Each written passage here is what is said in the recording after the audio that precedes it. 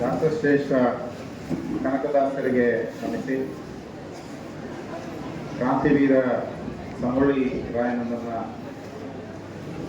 ನಮಿಸಿ, ಅಹಲ್ಯಾಬಾಯಿ ಹೋಳ್ಕರ್ ಅವರಿಗೆ ನಮನಗಳನ್ನು ಸಲ್ಲಿಸಿ, ಹಾಲ್ಮತ ಮಹಾಸಭಾದ ಹಾಗೂ ವಿವಿಧ ಸಂಘಟನೆಗಳು ಹಾಗೂ ಕನಕ ನೌಕರರ ಸಂಘದ ಆಶಯದಲ್ಲಿ ನಡೆಸ್ತಾ ಇರುವಂತಹ ಈ ಪ್ರತಿಭಾ ಪುರಸ್ಕಾರ ಕಾರ್ಯಕ್ರಮದ ದಿವ್ಯ ಸಾನ್ನಿಧ್ಯವನ್ನು ವಹಿಸಿರುವುದರ ಕನಕ ಗುರುಪೀಠ ನಾಲ್ವರ್ತಿ ಶಾಖಾ ಮಠದ ಶ್ರೀ ಶಿವಸಿದ್ದೇಶ್ವರ ಮಹಾಸ್ವಾಮಿಗಳ ಪಾದಾರವಿಂದಗಳಲ್ಲಿ ನಮಿಸಿ, ಈ ಕಾರ್ಯಕ್ರಮದ ಅಧ್ಯಕ್ಷತೆ ವಹಿಸಿರುವ ಹಾಲ್ಮತ ಮಹಾಸಭಾದ ರಾಜ್ಯಾಧ್ಯಕ್ಷರಾದಂತಹ ರುದ್ರಣ್ಣ ಶಿವಣ್ಣ ಅಡ್ಡಾಡಿ ಬರ್ತಿದ್ದ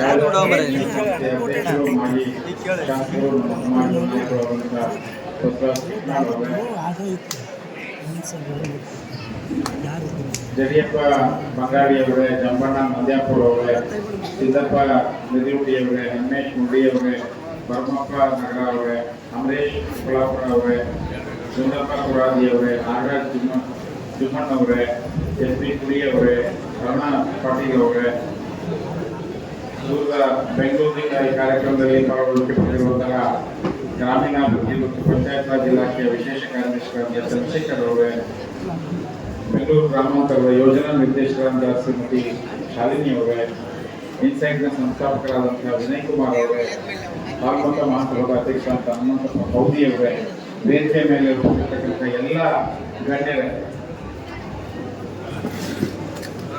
ಅಣ್ಣ ತಮ್ಮಂದಿರೇ, ಅಕ್ಕ ತಂಗಿಯರೇ ಹಾಗೂ ಎಲ್ಲ ನನ್ಮೆಯ ವಿದ್ಯಾರ್ಥಿನಿಯರೇ ಮತ್ತು ಪೋಷಕರೇ ಮತ್ತು ಮಾಧ್ಯಮ ಮಿತ್ರರೇ, ಈಗಾಗಲೇ ಅನೇಕ ವಿಷಯಗಳನ್ನು ತಮ್ಮಂದಿದ್ದಾರೆ. ಪಾಲ್ಗೊಳ್ತಕ್ಕಂಥ ಅವಕಾಶ ನಮ್ಮದಾಗಿದೆ. ಬಹಳ ಸಂತೋಷದ ವಿಷಯ. ಅದು SLC ಮತ್ತು ದ್ವಿತೀಯ PUCನಲ್ಲಿ ಹೆಚ್ಚು ಅಂಕಗಳನ್ನು ಪಡೆದಿರ್ತಕ್ಕಂಥ ವಿದ್ಯಾರ್ಥಿಗಳನ್ನು ನೀವು ಗುರುತಿಸಿ ಅವ್ರಿಗೆ ಬೆಂತಕ್ಕಂತಹ, ಅವರಿಗೆ ಗೌರವಿಸ್ತಕ್ಕಂತಹ, ಪ್ರೋತ್ಸಾಹಿಸ್ತಕ್ಕಂತಹ ಕೆಲಸ ಮಾಡ್ತಾ ಇರ್ತಕ್ಕಂಥದ್ದು ಬಹುಶಃ ಬಹಳ ಕಷ್ಟದ ಕೆಲಸ. ಇದೆಲ್ಲ ನೀವು ಅರ್ಜಿಗಳನ್ನು ಆಹ್ವಾನ ಮಾಡಿ ಕರೆದು ಸಂಪರ್ಕ ಮಾಡಿ ಈ ಥರದ ಕಾರ್ಯಕ್ರಮ ಮಾಡ್ತಾ ಇರ್ತಕ್ಕಂಥದ್ದು ಬಹಳ ಸಂತೋಷದ ವಿಷಯ. ಇದು ವಿಶೇಷವಾಗಿ ನಮ್ಮ ಸಂಸದರಾದಂತಹ ರಾಜಶೇಖರ ಇಟ್ನಾಳ್ ಅವರು, ರಾಘವೇಂದ್ರ ಇಟ್ನಾಳ್ ಅವರು ಅನೇಕ ವಿಷಯಗಳನ್ನು ನಿಮ್ಮ ಮುಂದೆ ಇಟ್ಟಿದ್ದಾರೆ. ನಮ್ಮೆಲ್ಲರೂ ಅರ್ಥ ಮಾಡ್ಕೊಳ್ಬೇಕಾದಂತಹ ಬಹಳ ಅತಿ ಮುಖ್ಯವಾದಂತಹ ವಿಷಯ ಏನಪ್ಪಾ ಅಂತ ಹೇಳಿದ್ರೆ, ಹಿಂದುಳಿದ ವರ್ಗಗಳಲ್ಲಿ ಅತ್ಯಂತ ಹೆಚ್ಚು ಜನಸಂಖ್ಯೆ ಇರತಕ್ಕಂತಹ ಈ ಕುರುಬ ಸಮಾಜ ಇನ್ನೂ ಕೂಡ ಶೈಕ್ಷಣಿಕವಾಗಿ ಸಾಧಿಸಬೇಕೋ ಅದನ್ನ ಸಾಧಿಸಲಿಕ್ಕೆ ಸಾಧ್ಯ ಆಗಿಲ್ಲ. ಶ್ರೇಣೀಕೃತ ವರ್ಗ ಸಂಘರ್ಷದಲ್ಲಿ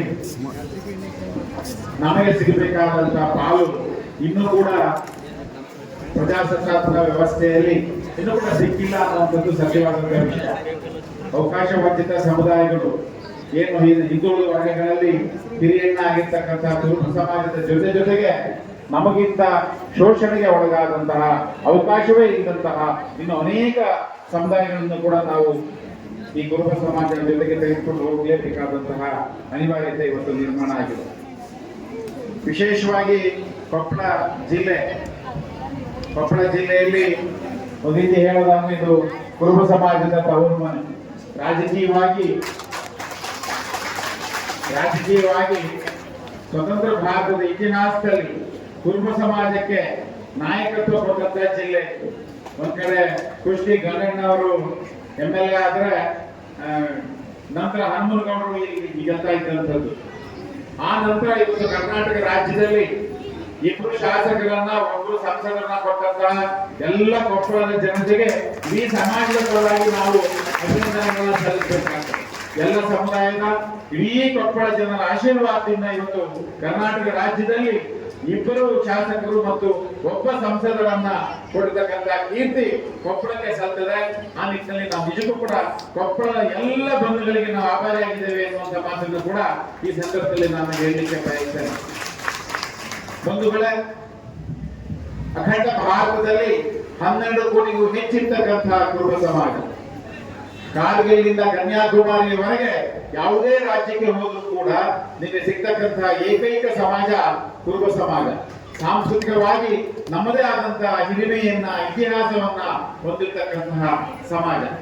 ಸ್ವತಂತ್ರ ಭಾರತದ ಇತಿಹಾಸದಲ್ಲಿ, ಸ್ವತಂತ್ರ ಪೂರ್ವದಲ್ಲಿ ಈ ಸಮಾಜ ಭಾರತದ ಅಭಿವೃದ್ಧಿಗೆ ತನ್ನದೇ ಆದಂತಹ ಕೊಡುಗೆಯನ್ನು ಕೊಟ್ಟಿದೆ ಎನ್ನುವುದನ್ನ ಯಾವ ಸಂದರ್ಭದಲ್ಲೂ ಕೂಡ ನಾವು ಮಾಡಲಿಕ್ಕೆ ಸಾಧ್ಯ ಆಗೋದಿಲ್ಲ. ಆದ್ರೆ ಕಳೆದ 2 ಲೋಕಸಭಾ ಚುನಾವಣೆಗಳಲ್ಲಿ ಕರ್ನಾಟಕ ರಾಜ್ಯದಲ್ಲಿ ಅತ್ಯಂತ ಹಿಂದುಳಿದ ವರ್ಗಗಳಲ್ಲಿ ಅತ್ಯಂತ ಹೆಚ್ಚು ಜನಸಂಖ್ಯೆ ಇರ್ತಕ್ಕಂತಹ ಈ ಸಮಾಜ ಲೋಕಸಭೆಯಲ್ಲಿ ಪ್ರಾತಿನಿಧ್ಯ ಇಲ್ಲದೆ ಇತ್ತು ಅನ್ನುವಂತಹ ಕೊರಗು ನೀಡುತ್ತಿರ್ತಕ್ಕಂತಹ ಕೊಪ್ಪಳದ ಎಲ್ಲ ಬಂಧುಗಳಿಗೆ ನಾವು ವಂದನೆಗಳನ್ನ ಸಲ್ಲಿಸಬೇಕಾಗಿದೆ.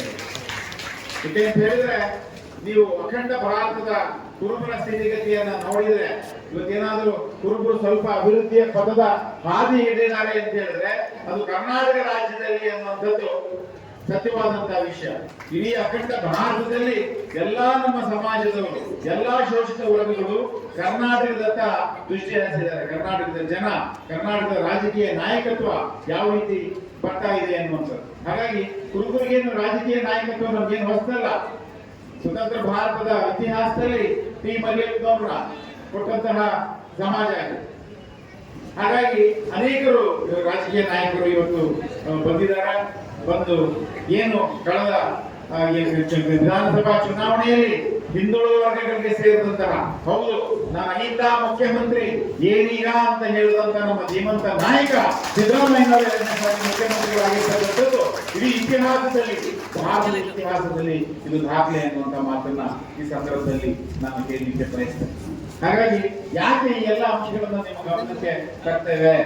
ಈ ತರದ ಸಭೆಗಳಲ್ಲಿ ಯಾಕೆ ನಾವು ಪದೇ ಪದೇ ನಮ್ಮ ಸಾಂಸ್ಕೃತಿಕ ಹಿರಿಯರನ್ನ, ನಮ್ಮ ಸಮಾಜ ಈ ರಾಷ್ಟ್ರಕ್ಕೆ ಕೊಡ್ತಕ್ಕಂಥ ಕೊಡುಗೆಯನ್ನ, ಹೇಗೆ ನಮ್ಗಿಂತ ಅವಕಾಶ ವಂಚಿತ ಸಮುದಾಯಗಳನ್ನ ಅವರ ಕಣ್ಣೀರನ್ನ ಒರೆಸ್ತಕ್ಕಂಥ ನಿಟ್ಟಿನಲ್ಲಿ ನಾವೆಲ್ಲರೂ ಕೂಡ ಶ್ರಮ ವಹಿಸಬೇಕು ಅನ್ನುವಂಥ ಮಾತನ್ನ ಯಾಕೆ ಪದೇ ಪದೇ ಪದೇ ಹೇಳ್ತೀವಿ ಅಂದ್ರೆ, ಭಾರತದ ಸಂವಿಧಾನದಲ್ಲಿ ಬಾಬಾ ಸಾಹೇಬ್ ಅಂಬೇಡ್ಕರ್ ಅವರು ಸಂವಿಧಾನವನ್ನ ಬರೀತಕ್ಕಂಥ ಸಂದರ್ಭದಲ್ಲಿ ಜನಸಂಖ್ಯಾವಾದ ಪ್ರಾತಿನಿಧ್ಯದ ಒಂದು ಅವಕಾಶವನ್ನ ಭಾರತದ ಸಂವಿಧಾನ ನಮಗೆ ಸಿಕ್ಕಿದೆ.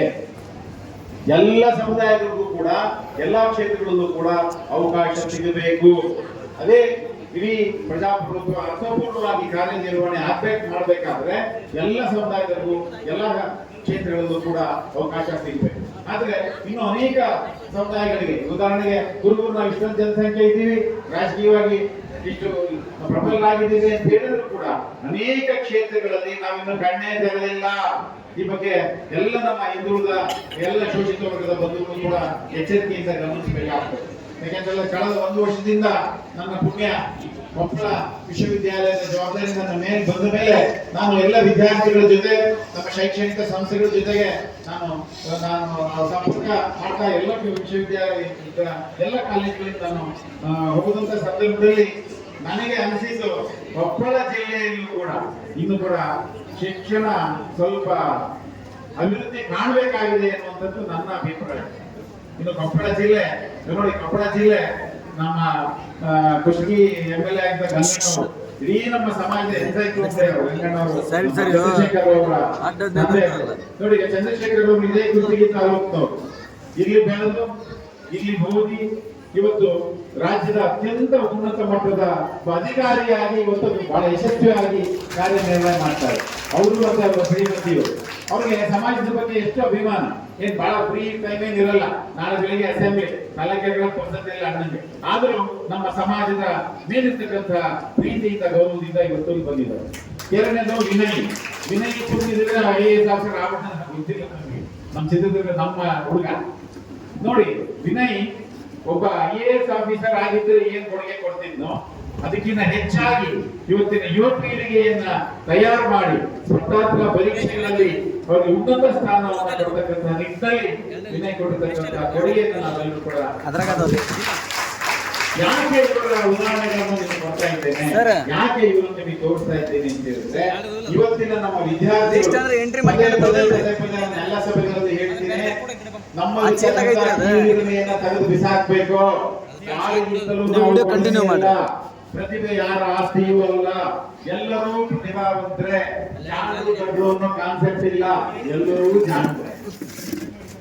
ಹಾಗಾಗಿ ಇವತ್ತು ನಾವು ವಿಶೇಷವಾಗಿ ಏನ್ ಮಾಡ್ಬೇಕಾಗಿದೆ, ಕುರುಬರಲ್ಲಿ ಬಹಳ ಸಂದರ್ಭದಲ್ಲಿ ಇನ್ನೂ ಯುವ ಪೀಳಿಗೆಗೆ ಕೀಳಿಮೆ. ಹಳೆ ಕಾಲದಲ್ಲಿ ಹಳೆ ಕಾಲದಲ್ಲಿ 70ರ ದಶಕದ ನಂತರ ನಮ್ಮ ಕಾಗಿನೆಲೆ ಮಹಾಸಂಸ್ಥಾನ ಕನ್ನಡ ಗುರುಪೀಠದ ಉದಯಕ್ಕಿನ್ನ ನಮ್ಮ ಇಟ್ನಾಳ್ ಸಾಹೇಬರು ನಾನು ಕರ್ನಾಟಕ ಪ್ರದೇಶ ಗುರುಗಳ ಸಂಘದಲ್ಲಿ ಜೊತೆ ಕೆಲಸ ಮಾಡಿರ್ತಕ್ಕಂಥ ನಮ್ಮ ನಾಯಕರು.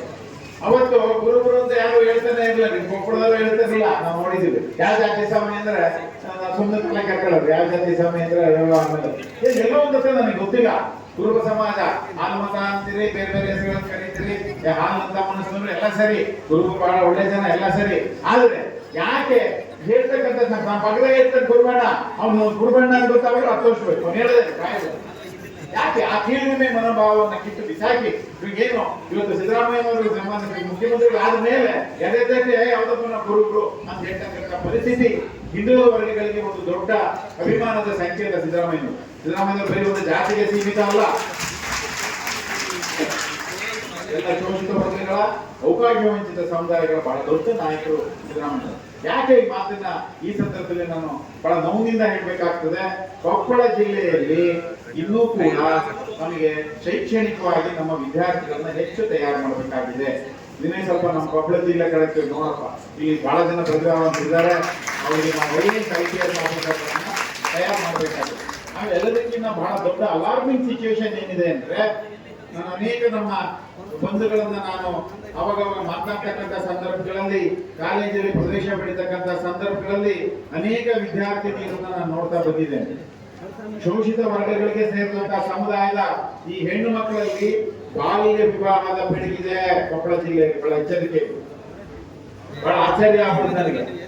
ನಮ್ಮ ಸಮಾಜದವ್ರೆ ನಾನು ಕರೆದು ಕೇಳಿದ್ರೆ ಏನ್ ಇಷ್ಟು ಸಣ್ಣ ವಯಸ್ಸಿನ ಹೆಣ್ಮಕ್ಳಿಗೆ ಚೆನ್ನಾಗಿ ಓದ್ತಾಳೆ ಅಮ್ಮ, 75% ತಾಂಡಿ ಯಾಕೆ ಮದುವೆ ಮಾಡಿದೀನು ಆ ವಿದ್ಯಾಭ್ಯಾಸಕ್ಕೆ ಅಡ್ಡ ಹಾಕ್ತಾ ಇದ್ರೆ, ಇವ್ ಕಾಕ BA ಓದಿದ್ರಿ ಸರ ಅವನಿಗೆ ಕೆಲಸದಕ್ಕೆ ನಿಯಮಕ್ಕೆ ಏನ್ ಕೆಲಸ ಇದ್ದು ಅಡಿಗೆ ಮಾಡಿ ಬಿಡ್ರಿ ಅನ್ನೋ ಮನೋಸ್ಥಿತಿ ಇದೆಯಲ್ಲ, ದಯಮಾಡಿ ಎಲ್ಲ ಬಂಧುಗಳು ಆ ಮನೋಸ್ಥಿತಿಯನ್ನು ತೆಗೆದು ಬಿಸಾಕಿ ನಮ್ಮ ಮಗ ಆಗ್ಲಿ ಮಗಳಾಗ್ಲಿ ಅವಳ ಸಬಲೀಕರಣಕ್ಕೆ ವಿದ್ಯೆಯನ್ನು ಕೊಡ್ತಕ್ಕಂಥ ನಿಟ್ಟಿನಲ್ಲಿ ನಾವೆಲ್ಲರೂ ಕೂಡ ನಾವು ತಯಾರು ಮಾಡ್ತೇವೆ ಅನ್ನುವಂತ ಪಣ ಈ ಸಂದರ್ಭದಲ್ಲಿ ತಗೊಂಡ್ರೆ ನಿಜಕ್ಕೂ ಕೂಡ ನೀವು ಇಡೀ ಸಮಾಜಕ್ಕೆ, ರಾಷ್ಟ್ರದ ಅಭ್ಯುದಯಕ್ಕೆ ನೀವು ಕೊಟ್ಟಂತಾಗ್ತದೆ. ಬಂದಿದೆ ಎಷ್ಟು ನೋವಾಗ್ತದೆ ಅಂತ ನಾನು ಹೇಳಿದ್ರೆ, ಎಷ್ಟು ಟ್ಯಾಲೆಂಟೆಡ್ ಹೆಣ್ಮಕ್ಳು ಅವರು ಬಾಲ್ಯ ವಿವಾಹದ ಪಿಡುಗನ್ನ ನಾವು ತಲೆಯಿಂದ ಎಲ್ಲ ನಾವು ಪೋಷಕರು ಇವತ್ತೆಲ್ಲ ಬಹಳ ಜನ ಸೇರಿದ್ದೇವೆ. ಬರೀ ಒಂದೇ ಸಮಾಜದ ಸಮಸ್ಯೆ ಅಲ್ಲ, ಎಲ್ಲ ಸಮಾಜಗಳಲ್ಲೂ ಕೂಡ ಯೋಚನೆ ಮಾಡುವ ಲಹರಿ ಇವತ್ತು ನಾವು ಈ ಎಂತ ಸಮಾಜದಿಂದ ಬಂದಿದ್ದೀವಿ ಅಂದ್ರೆ, ತೊಟ್ಟಿಲು ತೂಗುವ ಕೈ ರಾಷ್ಟ್ರವನ್ನ ಆಳಿದಂತ ಸಮಾಜದಿಂದ ಬಂದಿರ್ತಕ್ಕಂಥ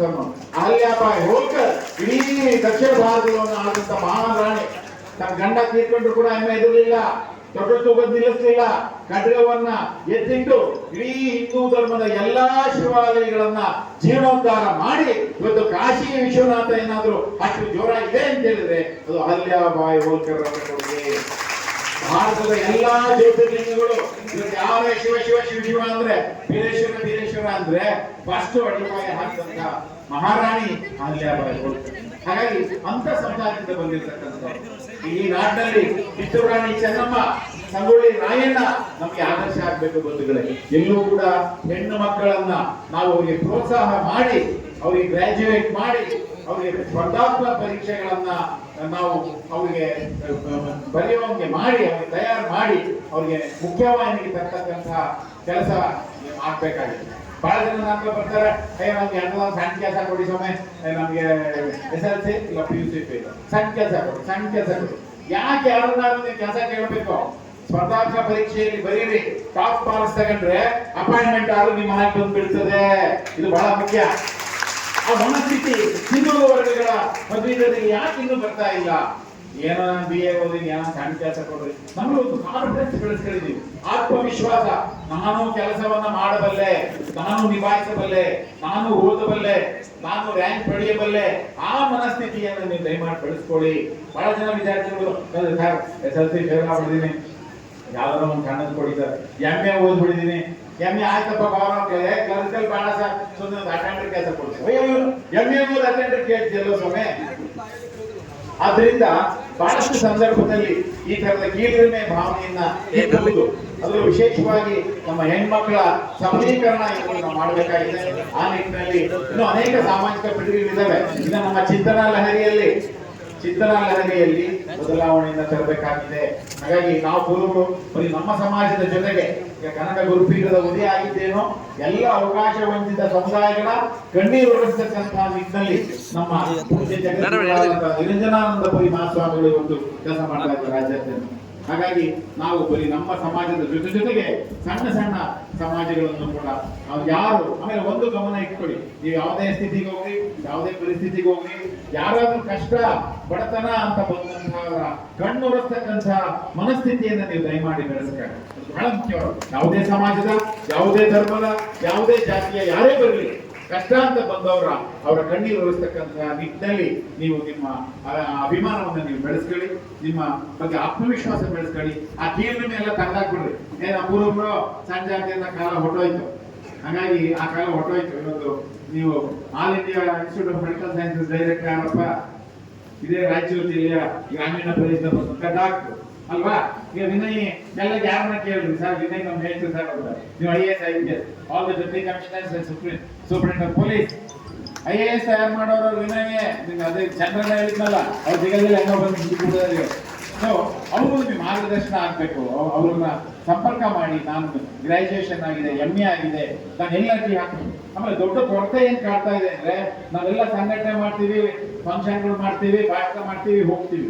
ನಾನು ಹಿಂದುಳಿದ ವರ್ಗಗಳ ಒಕ್ಕೂಟದ ಅಧ್ಯಕ್ಷ ಆಗಿದ್ದವನು ಬಹಳಷ್ಟು ವರ್ಷಗಳ ಕಾಲ. ಎಲ್ಲ ಹಿಂದುಳಿದ ವರ್ಗಗಳ ಅಹಿತ ವರ್ಗಗಳ ಸಮಸ್ಯೆ ಇದೆ, ಭಾಷಣ ಮಾಡ್ತೀವಿ, ಹೋಗ್ತೀವಿ. ಆದ್ರೆ ನಮ್ಮ ಹುಡುಗರಿಗೆ ಎಲ್ಲ ಅರ್ಜಿ ಹಾಕ್ಬೇಕು, ಯಾವ ಕೋರ್ಸಿಗೆ ಹೋಗ್ಬೇಕು, ಎಲ್ಲಿ ಯಾರನ್ನು ಕಾಂಟ್ಯಾಕ್ಟ್ ಮಾಡಬೇಕು ಅನ್ನೋ ಮಾಹಿತಿ, ಆಮೇಲೆ ಮೀಸಲಾತಿ ಬಗ್ಗೆ ಕೂಡ, ರಿಸರ್ವೇಶನ್ ಬಗ್ಗೆನೂ ಕೂಡ ಅಪಾರವಾದಂತಹ ಜ್ಞಾನದ ಕೊರತೆ ಇದೆ. ಇಂಥ ವೇದಿಕೆಗಳು ಎಲ್ಲ ವರ್ಗದ ವಿದ್ಯಾರ್ಥಿಗಳಿಗೆ, ನಮ್ಮ ವಿದ್ಯಾರ್ಥಿಗಳಿಗೆ, ನಮ್ಮ ಕುರುಬರಾಟ್ಲಿ ನಡೆದುಕೊಂಡಂತಹ ರೀತಿಯನ್ನು ನಾವು ನೋಡಬಹುದು. ನಾವು ಬರೀ ಕುರುಬರಾಟ್ಲಿ ಒಂದು 125-140 ವರ್ಷ ಕೆಳಗೆ ಆರಂಭವಾದ ಕುರುಬರಾಷ್ಟ್ರ ಬರೀ ಕುರುಬರಿಗೆ ಮಾತ್ರ ನಾವು ಸೀಮಿತ ಆಗಿಲ್ಲ. ಯಾವುದೇ ಸಮಾಜದ ಬಡವರು ನಮ್ಮ ಹಾಟ್ಲಿ ಬಂದ್ರೆ ನಾವು ಅವರಿಗೆ ವಿದ್ಯಾಭ್ಯಾಸವನ್ನು ಕೊಡ್ತಕ್ಕಂಥ ಉಚಿತ, ನಮ್ಮ ಬಂಗಾರಪ್ಪನವರು ಈ ನಾಟ ಮಾಜಿ ಮುಖ್ಯಮಂತ್ರಿಗಳು ನಮ್ಮ ಕುರುಬರಾಟ್ಲಿ ಬೆಳೆದಂತು. ಹಾಗಾಗಿ ಎಲ್ಲ ಸಮಾಜದವರ ಕಣ್ಣೋರಿಸ್ತಕ್ಕಂಥ ಮನಸ್ಥಿತಿಯನ್ನು ನಾವೆಲ್ಲ ಕೂಡ ಬೆಳೆಸೋಣ ಅನ್ನುವಂಥ ಮಾತನ್ನ ಹೇಳ್ತಾ, ಕೊಪ್ಪಳದಲ್ಲಿ ಇನ್ನು ದಯವಿಟ್ಟು ಯಾರಾದ್ರೂ ಪೋಷಕರು ನಿಮ್ಮ ಹೆಣ್ಮಕ್ಳನ್ನ ಕಾಲೇಜ್ ಬಿಡಿಸ್ತೀನಿ, ಸ್ಕೂಲ್ ಬಿಡಿಸ್ತೀನಿ, ಮದುವೆ ಮಾಡ್ತೀನಿ ಅನ್ನೋದು ಕಾಲೇಜ್ ತೆಗೆದಾಕಿ, ಐಎಂನು ಗ್ರಾಜುಯೇಟ್ ಆಗಲಿ, ಐಎಂನು MA ಮಾಡ್ಲಿ, ಐಎಂನು PhD ಮಾಡ್ಲಿ, ಐಎಂನು ಡಾಕ್ಟರ್ ಆಗಲಿ, ಐಎಂನು ಇಂಜಿನಿಯರ್ ಆಗಲಿ, ಅವರು IAS ಆಗಲಿ. ಮುಂದೆ ಇವತ್ತಿನ ಈ ಸಮಾರಂಭ ಮುಂದುವರೆದಂತ 10 ವರ್ಷಗಳಲ್ಲಿ ಕೊಪ್ಪಳ ಜಿಲ್ಲೆಯ ವಿದ್ಯಾರ್ಥಿಗಳು 100 ಜನ IAS ಆಗಬೇಕು, 500 ಜನ KS ಆಗಬೇಕು. ಅವಾಗ ನಾವು ಭಾಷಣ ಮಾಡಿದ್ದು ಸಾರ್ಥಕ ಆಗ್ತದೆ. ನಿಮ್ಮಲ್ಲಿ ಪ್ರತಿಭೆ ಇದೆ, ಸಾಮರ್ಥ್ಯ ಇದೆ, ಅದ್ರ ಆತ್ಮವಿಶ್ವಾಸದ ಕೊರತೆ. ಏನಿಲ್ಲಪ್ಪ ನೀನು ಓದ್ತೀಯಾ ಓದ್ತೀಯಾ ಅಂತ ಹೇಳುವಂತಹ ಶಕ್ತಿಗಳ ಕೊರತೆ ಇದೆ. ಆ ನಿಟ್ಟಿನಲ್ಲಿ ಪೋಷಕರು ಬಹಳ ಎಚ್ಚರಿಕೆಯಿಂದ, ನಮ್ಮ ಎಲ್ಲ ತಾಯಂದಿರು ಬಹಳ ಎಚ್ಚರಿಕೆಯಿಂದ ಗಮನಿಸಬೇಕು. ಹೆಣ್ಮಕ್ಳಿಗೆ ಓದಿಸ್ಬೇಕು. ಯಾವ ಕಾರಣಕ್ಕೂ SLC ಆಯ್ತು ಮದುವೆ ಅನ್ನೋದು ತಲೆಯಿಂದ ತೆಗೆದಾಕ್ರಿ. ಅವ್ರು ಆಫೀಸರ್ಗಳಾಗ್ಬೇಕು, ಒಂದು ಜಿಲ್ಲೆ ಆಳ್ಬೇಕು ಅವರು, ಆಮೇಲೆ ಬಡವರು ಸಹಾಯ ಮಾಡ್ಬೇಕು. ಆ ತರದ ಮನೋಸ್ಥಿತಿಯನ್ನು ನೀವು ಬೆಳೆಸ್ಕೊಳ್ಳಿ ಎನ್ನುವಂತ ಮಾತನ್ನ ಹೇಳ್ತಾ ಈ ಕಾರ್ಯಕ್ರಮದಲ್ಲಿ ಪಾಲ್ಗೊಳ್ಳಕ್ಕೆ ಅವಕಾಶ ಮಾಡಿಕೊಟ್ಟಂತ ನಿಮ್ಮೆಲ್ಲರಿಗೂ ವಂದಿಸಿ ನನ್ನ ಮಾತು ಮುಗಿಸಿ.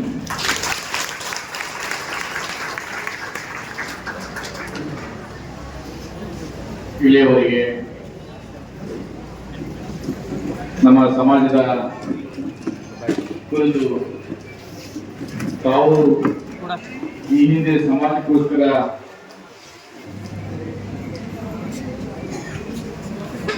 ಮಾಡಿದ ಸೇವೆಯನ್ನು ಸ್ಮರಿಸ್ತಾ